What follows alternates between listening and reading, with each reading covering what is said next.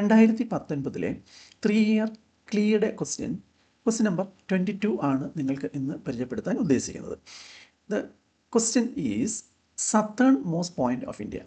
Option A Indira point, option B Andaman point, option C Nicobar point and option D Androth. ഇതൊന്ന് analyse ചെയ്ത് നോക്കാം.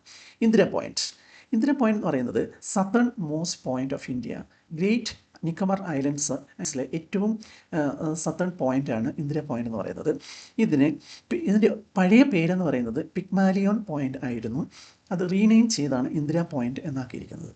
ഇനി Andaman point, option B Andaman point, it lies in Andaman islands. ഈ ആൻഡമാനും നിക്കോബാറും നോക്കുമ്പോൾ ആൻഡമാൻ ഐലൻഡ്സ് എന്ന് പറയുന്നത് നിക്കോബാറിനെക്കാട്ടിൽ കുറേ കൂടി നോർത്തേൺ പാർട്ടായിട്ട് വരും. അപ്പം ഇതൊരിക്കലും നമ്മളുടെ ആൻസറായിട്ട് വരില്ല. അതായത് സത്തേൺ മോസ്റ്റ് പോയിൻ്റ് സത്തേൺ അത് വരില്ല.